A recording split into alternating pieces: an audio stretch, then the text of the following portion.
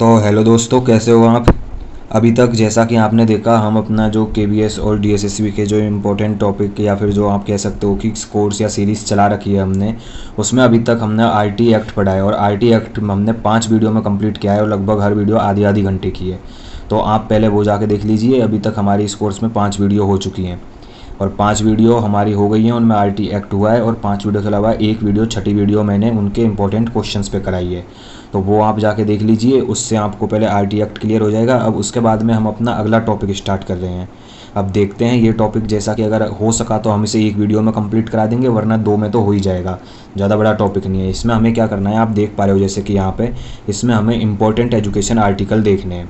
मतलब जो एजुकेशन से रिलेटेड है, यानी कि जो हमारे एग्ज़ाम में, टीचर के एग्ज़ाम में आते हैं, टीचिंग एग्ज़ाम में जो आते हैं, वो इम्पोर्टेंट आर्टिकल हम पढ़ेंगे। तो वो इम्पोर्टेंट आर्टिकल हम इस टॉपिक में पढ़ेंगे। तो आइए स्टार्ट करते हैं। तो पहले मैं आपको एक बार लिखा देता हूँ एक साथ सारे आर्टिकल, कि कौन कौन से आर्टिकल हैं जो कि हमें अभी हमारी इस वीडियो में पढ़ने हैं। तो एक बार आप सारे आर्टिकल लिख लेंगे, उसके बाद में फिर हम स्टार्ट करेंगे एक साथ। तो लिखिए यहाँ से आर्टिकल हम कौन कौन से पढ़ेंगे। पहला आप यही लिख लोगे कि हमें कौन कौन से आर्टिकल इस वीडियो में देखने हैं। चलो लिखिए आर्टिकल। अब कौन कौन से आर्टिकल देखने हैं, तो उसके लिए इक्वल टू डालो और लिखना स्टार्ट करो कि हम कौन कौन से आर्टिकल देखेंगे। तो सबसे पहले आर्टिकल नंबर 14 हम देखेंगे, क्योंकि ये एक इम्पोर्टेंट आर्टिकल है जो मतलब हमारे टीचिंग एग्ज़ाम्स में पूछे जा सकते हैं। इसके बाद में हम आर्टिकल नंबर 15 देखेंगे। और टीचिंग एग्जाम में भी कौन से पोर्शन में, डीएसएसबी में आप देखोगे तो 100 नंबर का जो पोर्शन आता है एजुकेशन का, उसमें, और केवीएस में आप देखोगे तो 60 नंबर का पेडागोजी का या साइकोलॉजी का, आप मिक्स कह सकते हो, वो वाला जो पोर्शन आता है उसमें, जो हमारे इंपॉर्टेंट हैं टीचिंग एग्ज़ाम के बेस पर। जो ये पोर्शन है 60 नंबर और 100 नंबर, एक बहुत बड़ा पोर्शन है, तो उसके अंदर ये एजुकेशन से रिलेटेड आर्टिकल पूछ लिए जाते हैं। तो ये वो हम देखेंगे। तो इसमें 14 है, 15 है। अब ये क्या क्या है इनको हम डिटेल में अभी बताएंगे। अभी आप बस नंबर देख लो ताकि हम नंबर वाइज इनको करते जाएँ। 17, 21, फिर इसके बाद में 21A, इसके बाद में 23, इसके बाद में 24 के बाद में 25 के बाद में 28 और 28 के बाद में आपको अगला कौन सा देखना है, 29, और 29 के बाद में आपको अगला देखना है 30, और 30 के बाद में आपको अगला देखना है 32 के बाद आपको देखना है 45, और 45 के बाद आपको देखना है 46 के बाद आपको देखना है 48A, और 48A के बाद आपको देखना है 51A, एंड 51A के बाद में आपको देखना है 51A और इन ब्रैकेट K। ये आपके लिए थोड़ा सा इंपॉर्टेंट है, इसको कभी कभी पूछ लिया जाता है ये, क्योंकि ये हमारा 2002 वाले जो अमेंडमेंट हुआ था कॉन्स्टिट्यूशन, उसमें इसको ऐड किया गया था।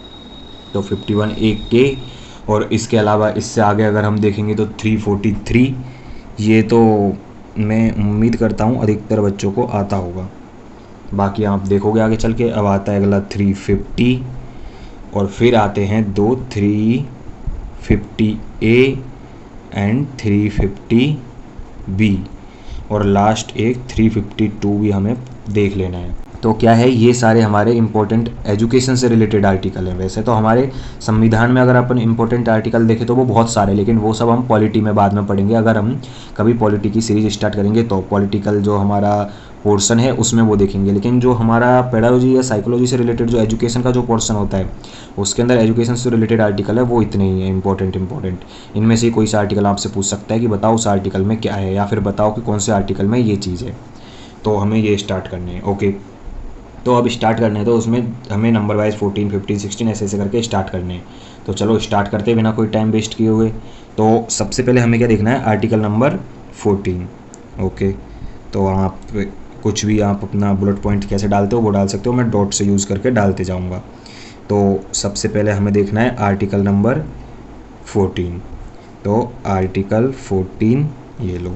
अब आर्टिकल 14 में क्या है कि हमारे जो संविधान में जो भेदभाव का दिया गया है, या फिर हमारे संविधान में सबको इक्वल माना गया है, उसके बारे में दिया गया है कि संविधान के आगे गरीब और अमीर में कोई भेदभाव नहीं होगा, या संविधान के आगे गरीब और अमीर सब इक्वल हैं। संविधान के लिए कुछ ये नहीं है कि ये अमीर है ये गरीब है तो हम इनके साथ में अमीर के साथ अच्छे व्यवहार करेंगे, गरीब के साथ बुरा करेंगे, या उल्टा भी मान लो आपकी गरीब के साथ में थोड़ा अच्छे से व्यवहार किया जाए और अमीर के साथ थोड़ा सा मतलब उसको ऐसे वो गरीब को मतलब थोड़ा रिलैक्सेशन मतलब जैसा कि आप समझो तो थोड़ा मतलब दयनीय स्थिति में देखा जाए, ऐसा भी कुछ नहीं है, बिल्कुल इक्वल है वो, वहाँ पे अमीर गरीब कुछ नहीं है। तो 14 में आप यही लिख लेंगे कि rich and poor people equal before law, यानी लॉ के आगे ये सब बराबर है। ओके, ये आपने देख लिया। अब आर्टिकल 14, अब इसमें अधिकतर आपको क्या है, ये सब क्या है, फैक्चुअल नॉलेज है जो आपको याद करनी पड़ेगी। तो इसमें ऐसा कुछ नहीं है कि आपको कुछ नॉलेज है जो याद करनी है कुछ नहीं करनी, ये जो है समझने वाली, तो इसमें उतना हार्ड कुछ है नहीं, जो है वो आपको याद करनी है ही। तो उतना उसमें सोचने का है ही नहीं कि ये हमें समझ नहीं आ रहा, जो समझ नहीं आ रहा ये मैं डायरेक्ट आपको एक्सप्लेन कर ही रहा हूँ। 14 में क्या है, रिच एंड पुअर पीपल्स को सब संविधान के सामने बराबर है या फिर कानून के सामने सब बराबर है। तो ये आपको फैक्चुअल नॉलेज की तरह याद करना होगा, ठीक है। और कुछ कुछ जो एक आध होंगे जिनमें आपको थोड़ा सा मतलब कनेक्ट करके आपके लिए ईजी हो जाएगा याद करना, वो मैं आपको साथ साथ बताता जाऊँगा। बाकी आप हर आर्टिकल के साथ अपना लॉजिक भी जोड़ सकते हो कुछ, जिससे आपको आसानी हो याद करने में। जैसा अब हम अगला लिखेंगे आर्टिकल नंबर 15। ओके, जैसे अभी 14 हो गया, अब हमें 15 करना है। ऐसे बारी बारी से हम पूरा 352 तक करेंगे। और इसके अलावा हमें दो हमारे अमेंडमेंट पढ़ने हैं, अभी एजुकेशन के हिसाब से दो ही हमारे इंपॉर्टेंट हैं, तो वो देखने हैं हमें, तो वो देखेंगे। और बीच में थोड़ा थोड़ा जहाँ पर ज़रूरी होगा वहाँ पर मैं आपको साथ साथ में थोड़ी इन्फॉर्मेशन देता जाऊँगा।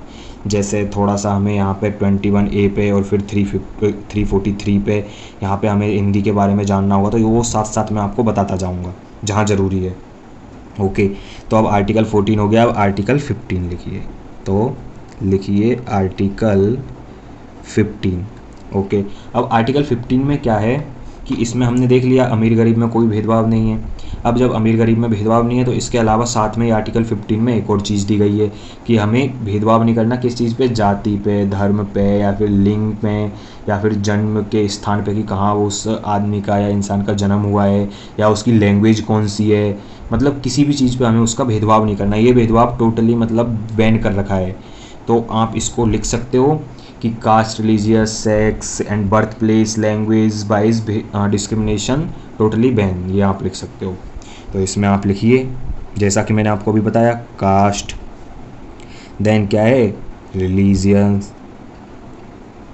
उसके बाद में क्या है, सेक्स यानी लिंग, कि वो महिला है पुरुष है, या फिर आप देख सकते हो ट्रांसजेंडर्स के साथ हमारे समाज में उतना अच्छा मतलब इक्वलिटी का भेदभाव, मतलब इक्वलिटी का वो उनको सम्मान नहीं दिया जाता, कई कई जगहों पर उनके साथ भेदभाव किया जाता है। तो ये देख लिया। उसके अलावा आपका बर्थ प्लेस है, तो वो लिखिए कि ये यहाँ जन्मा है तो इसके लिए इसे खास प्रावधान दिए जाएं, ऐसा कुछ नहीं है। फिर लैंग्वेज है, तो आप अगला लिखिए लैंग्वेज। अब जैसा कि हमने ये देखा इतने, तो अब आप लिखेंगे दिस काइंड ऑफ डिस्क्रिमिनेशन, उधर पूरा नहीं आता इसलिए मैं एक साथ आपको यहीं पे लिख रहा हूँ, डिस्क्रिमिनेशन।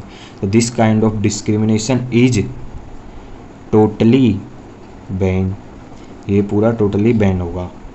ओके, तो ये आपने देख लिया आर्टिकल नंबर 15 हमारा।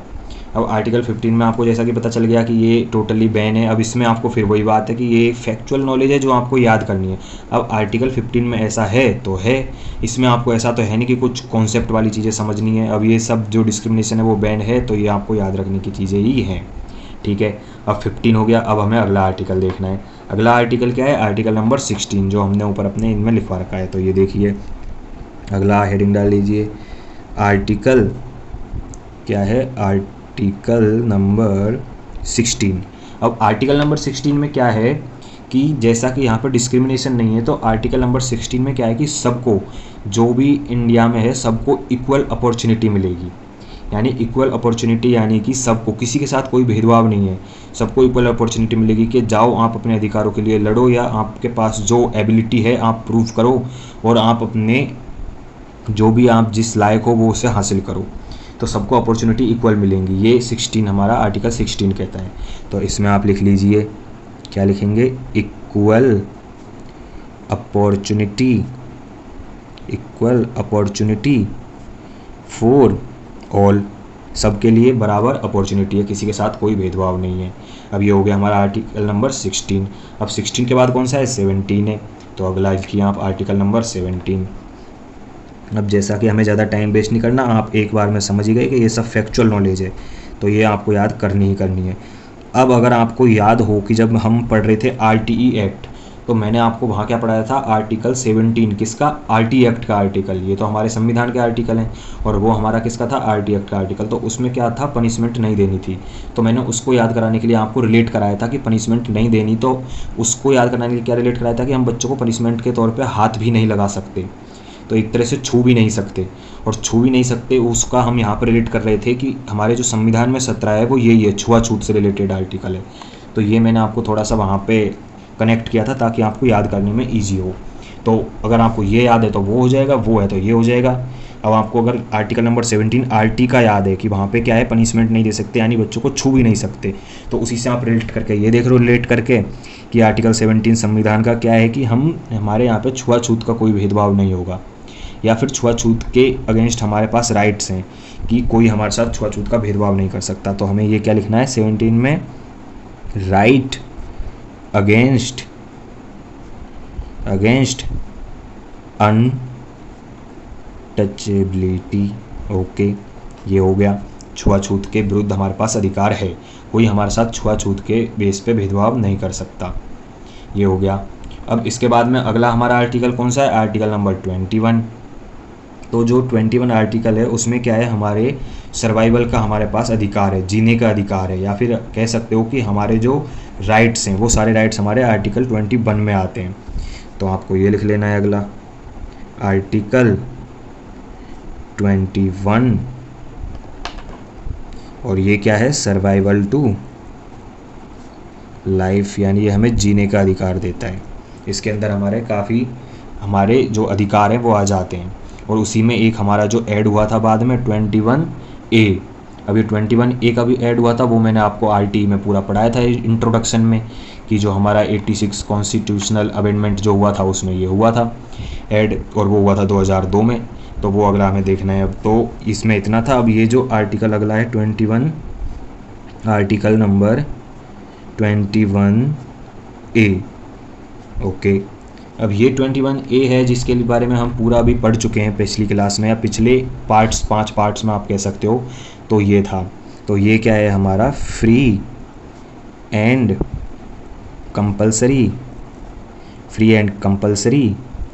क्या, education, free and compulsory education, ये हम पढ़ चुके हैं।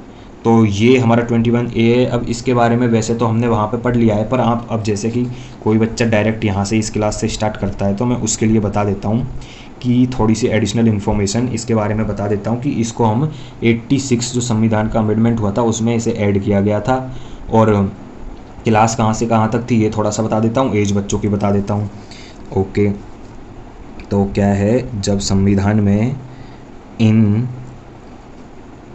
2002 में जब कॉन्स्टिट्यूशनल अमेंडमेंट जब हुआ था, तो कौन से नंबर का था वो, 86 अमेंडमेंट। ये जब हुआ था तो इसमें इसको ऐड कर दिया गया था 21A को, पहले 21 थे फिर 21A को भी ऐड किया गया। ओके, ये आपने लिख लिया, और इसको अच्छे से आप अपनी लैंग्वेज में लिख लेना। अब इसके बाद में इसके अंदर कौन कौन सी, क्योंकि फ्री एंड कंपल्सरी एजुकेशन है तो किस किस क्लास के लिए वो एजुकेशन है, अगला पॉइंट आप लिखोगे कि क्लास कौन कौन सी है। तो क्लास आप देखोगे, क्लास अपनी 1st से लेके 8 तक की क्लास है। ओके, और दूसरा आप थोड़ा सा एज देख लोगे कि एज कौन से एज से किस एज तक के बच्चे आते हैं इसमें। तो 6 से लेके 18 साल, आप 6 से 14 साल बोलोगे। और अगर यही आप देखोगे डिसेबल बच्चों के लिए तो वहाँ पे 18 हो जाता है, तो आप यहाँ लिख लीजिए फॉर डिसेबल चाइल्ड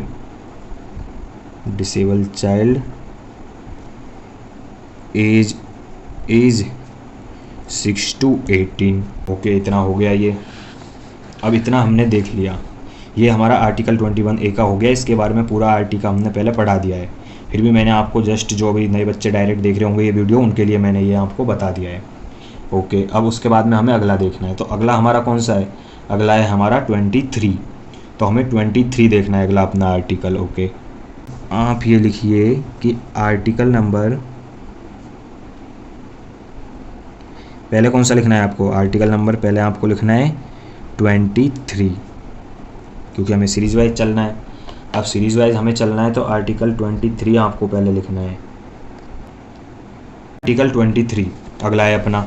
अब आर्टिकल 23 में क्या है कि इसमें बताया गया है बैन ह्यूमन ट्रैफिक, यानी कि जो इंसान है, यानी हम लोग, हमें बिना इजाज़त और जबरन कोई मजदूरी करवाता है बिना पैसे दिए या बिना मजदूरी दिए, तो वो बैन है। तो ये आपको लिखना है क्या, बैन इन ह्यूमन ट्रैफिक। अब इसमें क्या है मैं आपको बताता हूँ, ट्रैफिसिंग। तो इसमें क्या है, बैन इन ह्यूमन ट्रैफिसिंग में क्या है कि ना तो आपको कोई मतलब ज़बरदस्ती मजदूरी करवा सकता बिना पैसे दिए, ना आपको कोई खरीद सकता, ना आपको कोई बेच सकता। ये थोड़ा सा मतलब, जैसा कि आप अगर हिस्ट्री में पढ़ोगे तो आपको पता होगा मज़दूरों को बेचा जाता था, अफ्रीका भेजा जाता था जबरन, तो उस तरीके का ये कुछ है। इसमें आपको कोई भी बेच नहीं सकता, कोई आपको ख़रीद नहीं सकता, ना आपको कोई ज़बरदस्ती काम करवा सकता बिना मजदूरी दिए, ये सब बैन है। ये हमारा आर्टिकल 23 बताता है। अब इसके बाद में हमारा आर्टिकल 24 है, जैसा कि मैंने आपको बताया ये दोनों रिलेटेड है थोड़े थोड़े दोनों। और फिर इसके बाद में ये जो 24 है, इसमें क्या है, ये जो है वो तो ऊपर वाला है हमारा ह्यूमंस के लिए, अब ये है चाइल्ड के लिए। इसमें क्या है, चाइल्ड लेबर बैन, सीधी सी बात, यानी बाल मजदूरी जो है उसको बैन कर रखा है, चाइल्ड लेबर बैन। और जो 14 साल के बच्चे हैं उनका कोई भी वर्क हो वो बैन कर रखा है। तो अप टू, अगला पॉइंट आप इसी में लिखोगे, up to 14 year child domestic work ban. Okay, domestic work ban है, चाइल्ड लेबर से रिलेटेड ये ओके, चाइल्ड लेबर से रिलेटेड ये। अगला क्या है कि जो हमारी फैक्ट्री होती है, हैवी इंडस्ट्रीज़, जहाँ पे बच्चों के लीवर या फिर ये किडनी वगैरह ख़राब होने का डर है, वहाँ के लिए भी बैन है। तो अगला लिखिए आप, एक और पॉइंट लिख लीजिए last, child labour ban in heavy industry. Okay, यानी कि जो हैवी इंडस्ट्रीज़ हैं उनमें भी चाइल्ड लेबर बैन है। 14 ईयर तक तो पूरी तरह से बैन है, और उसके बाद में भी हैवी इंडस्ट्री में तो टोटली बैन है। ओके, ये आपने देख लिया। अब इसके बाद में हम अगला स्टार्ट करते हैं। कौन सा नंबर है आर्टिकल अपना अगला कौन सा है, ये आप देख लीजिए। यहाँ पे हमने कहाँ तक कर लिया, अभी 24 तक, अगला हमारा 25 है। अब 25 क्या है, 25 है हमारा धार्मिक अधिकार जो है। ओके, तो अब हमें 25 देख लेना है, अपना धार्मिक अधिकार ये स्टार्ट करना है। तो इसके लिए आप अगले पेज से हम लिखेंगे डायरेक्ट आर्टिकल नंबर 25। अब यहाँ से हमारा अगला स्टार्ट होगा, तो अगले के लिए आप डायरेक्ट लिख लीजिए आर्टिकल नंबर 25। चलो मैं भी लिख देता हूँ यहाँ पे अब आर्टिकल, ओके, आर्टिकल 25। ओके, अब आर्टिकल 25 क्या है, जैसा कि मैंने अभी आपको बताया कि ये हमारे धर्म से रिलेटेड है। धर्म से रिलेटेड कैसे है, इसमें हमारे धर्म के जितने भी अधिकार, यानी हमारे रिलीजन के जितने भी अधिकार हैं वो सब इसके अंदर आते हैं। तो इसमें आप लिखोगे क्या, राइट टू रिलीजन, यानी धार्मिक अधिकार। Okay, right to religion.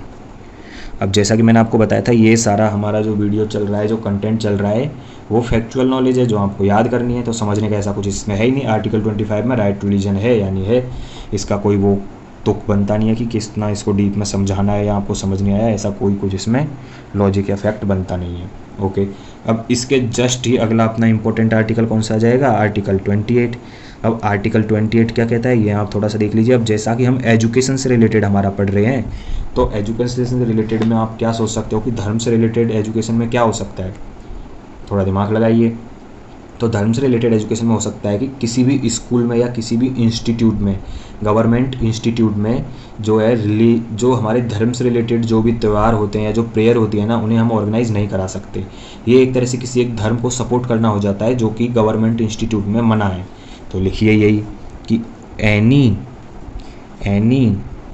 Government, मैं ये शॉर्ट में लिख रहा हूँ, आप पूरा कर लेना इसे, any government institution not organise, okay, organise religious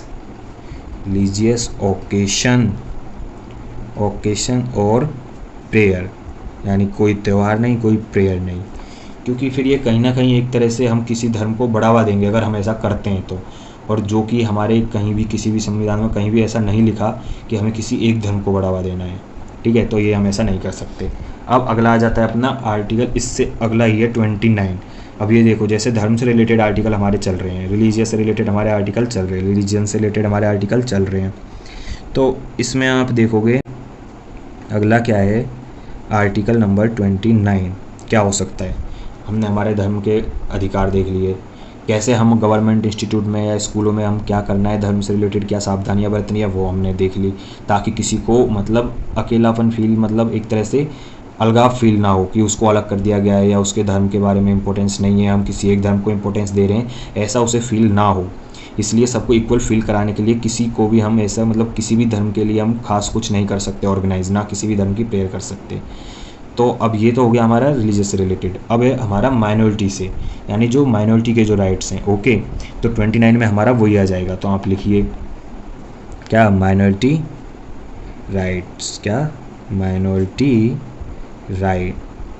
अब हमारे माइनॉरिटी में जो रिलीजियस आते हैं उनके अधिकारों के बारे में हमारा आर्टिकल 29 कहता है, ओके। अब आर्टिकल 29 ये कह रहा है। अब इसमें हमें देखना है कि थोड़ा सा एडिशनल इन्फॉर्मेशन, जैसा कि मैंने आपको कहा था टाइम के साथ साथ जहाँ ज़रूरत होगी मैं आपको कराऊंगा। तो एडिशनल इन्फॉर्मेशन में क्या है कि 29 में आपको नीचे थोड़ा सा लिख देना है कि हमारे इंडिया में प्रेजेंट में कितनी माइनॉरिटीज़ हैं, ओके। तो ये आपको यहाँ नीचे थोड़ा सा लिख देना है, इन प्रेजेंट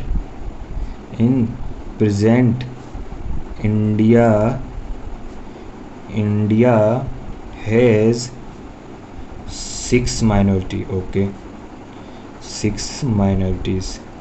कौन कौन सी है आपको लिख लेना है। तो हमारे एक है अपना सबसे पहले मुस्लिम, जो लार्ज अमाउंट में माइनॉरिटीज़ में, और अगला हमारा है बौद्ध धर्म, ओके, बौद्ध। अगला हमारा सिख धर्म है, सिख। अगला हमारा क्रिश्चियंस है, ओके, तो ये लिखिए क्रिश्चियंस। उससे अगला हमारा पारसी है, पारसी लिखिए। और लास्ट है हमारा जैन। हो गए 6, 1 2 3 4 5 6, ओके, ये हो गए।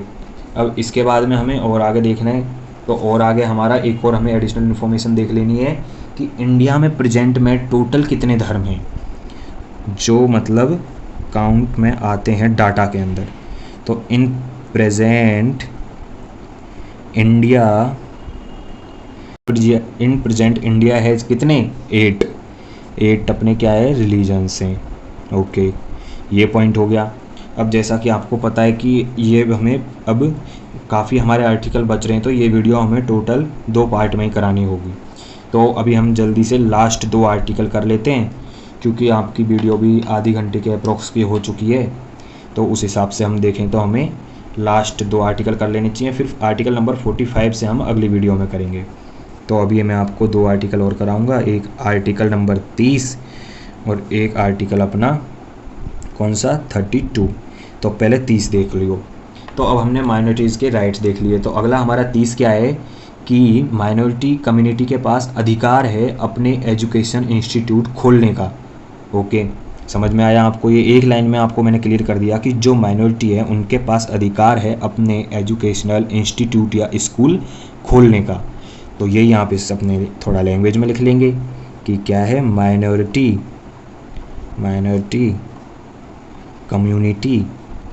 Community has right to open education institute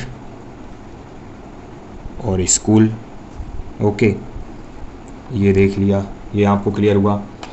अब अगला आपको देखना है लास्ट हमारा इस पार्ट में हम जहाँ तक करेंगे आर्टिकल नंबर 32, क्योंकि फ़ोन का चार्ज भी थोड़ा सा ख़त्म होने को आया है, तो हमें ये देखना होगा। आर्टिकल हमारा लास्ट 32 करेंगे, और वीडियो भी हमारी काफ़ी लंबी हो गई है।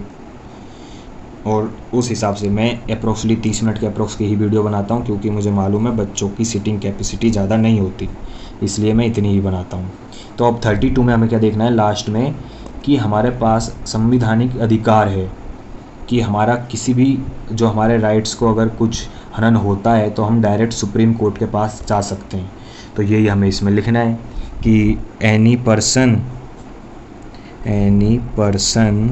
कैन गो टू कहाँ, सुप्रीम कोर्ट। और सुप्रीम कोर्ट क्यों जा सकता है, फॉर फंडामेंटल राइट या सर्वाइवल राइट, कुछ भी, मतलब उसके जो अधिकारों का हनन हो रहा है तो वो जा सकता है और जाके अपना सुप्रीम कोर्ट का दरवाज़ा खटखटा सकता है और वो उसकी हेल्प करेगा, ज़रूर करेगा।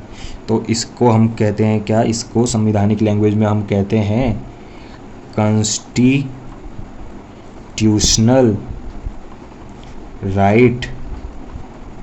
Rights for remedies. ओके, ये आपको समझ आ गया अब कि कोई भी आदमी अपने अधिकारों का हनन होता है तो उसको बचाने के लिए सुप्रीम कोर्ट के पास जा सकता है, और इसी को कहते हैं कॉन्स्टिट्यूशनल राइट फॉर रेमेडीज़, यानी हमारे संविधान के लिए हमारे पास राइट्स हैं, अधिकार हैं कि हमारे किसी भी अधिकार का हनन होता है तो पास उसको बचाने के लिए अधिकार हैं। ओके, तो ये हमारा हमने आर्टिकल 32 तक कर लिया है। अब अगला मैं आपको बस हेडिंग लिखवा देता हूँ। हेडिंग आप यहाँ डाल लेंगे, अगले की हेडिंग मतलब एक तरह से बुलेट पॉइंट, हमें कौन सा पढ़ना है अगला, आर्टिकल 45 अगले पार्ट में कराऊंगा मैं आपको। इतना डाल के आप छोड़ दीजिए और इतना आप इसको रिवीजन करिए, नोट्स बनाइए, और अगर कुछ कन्फ्यूजन हो तो आप कमेंट में पूछिए। और बाकी कुछ कन्फ्यूजन होनी नहीं चाहिए क्योंकि सारा फैक्चुअल डाटा ही है आपको, जो आपको पढ़ना है और याद करना ही है। तो ठीक है, 45 से अगले में कंटिन्यू करेंगे। और 45 नंबर अगर कोई क्रिकेट देखता है तो जो रोहित शर्मा का फ़ैन होगा उसके लिए तो आपको ये याद ही होगा, तो उससे आप थोड़ा रिलेट करके अगले वीडियो में सर्च करके आएंगे आर्टिकल 45 है क्या, ताकि आपको अच्छे से ये याद रह जाए इस चीज़ से कनेक्ट करके। थोड़ा सा क्या है कि चीज़ों को हम अपनी डेली लाइफ से या हमें जो पसंद है उन चीज़ों से कनेक्ट करेंगे तो ईजी होता है याद करने में। तो ठीक है, आगे काम देखेंगे, तब तक के लिए थैंक यू। कन्फ्यूजन हो तो कमेंट सेक्शन अपना ओपन है।